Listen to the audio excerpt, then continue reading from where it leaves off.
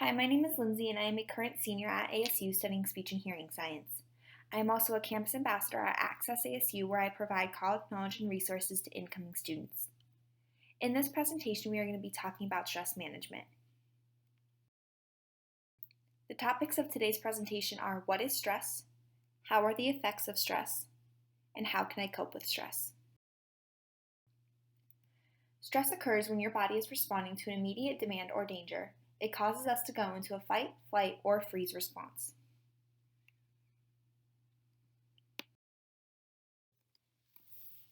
There are three different kinds of stress: acute, episodic, and chronic. Acute stress is one that we are all very familiar with. This is a momentary stressful situation, such as an argument with a sibling, forgetting about a homework assignment, or a job interview. Episodic stress is frequently experiencing acute stress. An individual who has episodic stress usually has lots of responsibilities and is often described as having a type A personality. Chronic stress occurs over long periods of time and places serious pressure on your body. This can derive from serious situations such as poverty, unhealthy relationships, or bullying.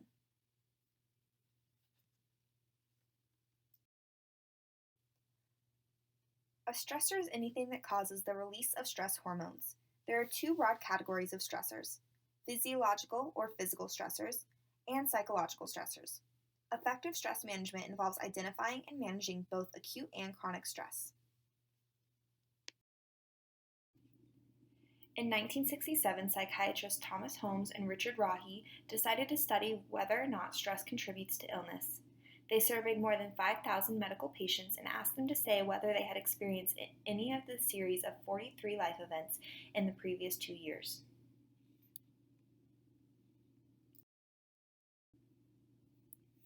We are now going to take a moment to examine the effects of stress, both physical behavior and emotional cognitive.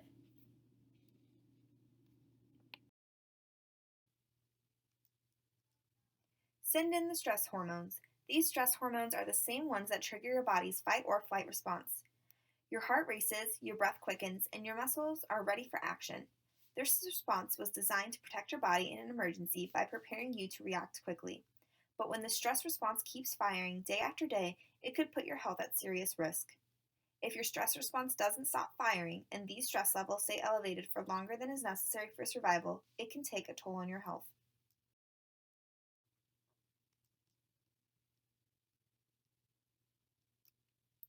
Mental effects of stress should be taken just as seriously, if not more, as the physical effects.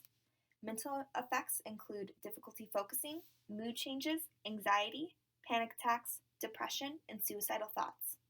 If you are experiencing any of these, please don't be afraid to reach out for help.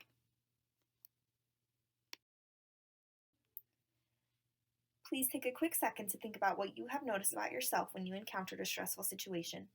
What does this look like physically, behaviorally, emotionally, and cognitively?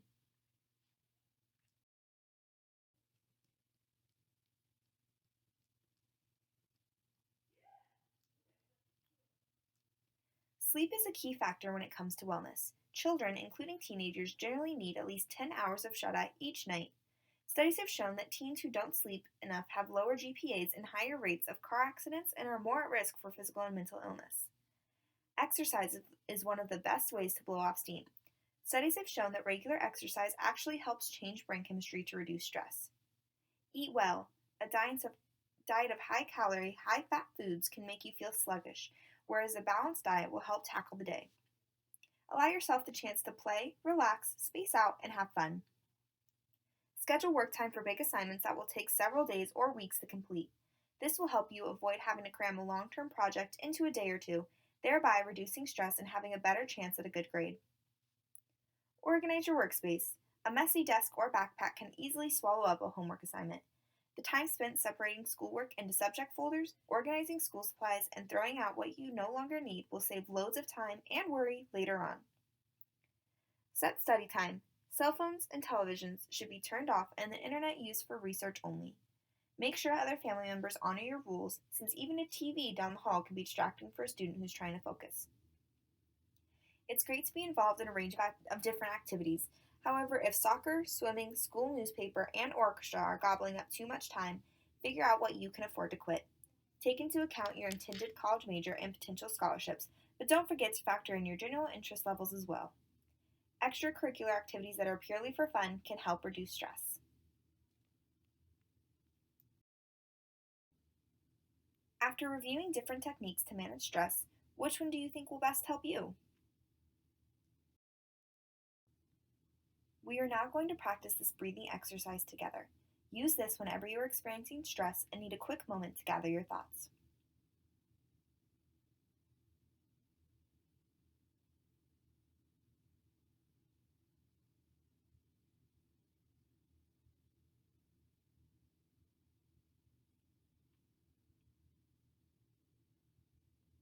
Here is a website link that can help link you to a bunch of videos for other breathing exercises.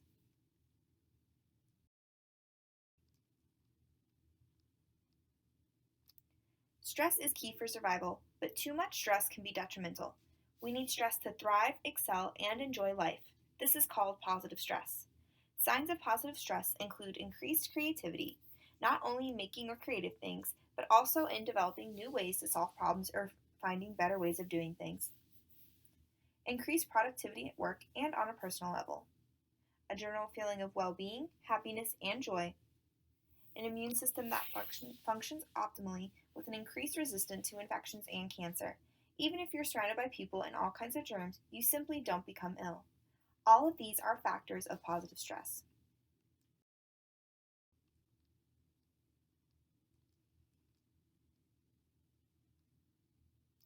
It is important to know that there are lots of resources available if you are someone experiencing episodic or chronic stress. Teachers, counselors, social workers, and the Teen Lifeline are available for you to contact and help you manage your stress. Thank you for taking the time to review this presentation. Have a great day.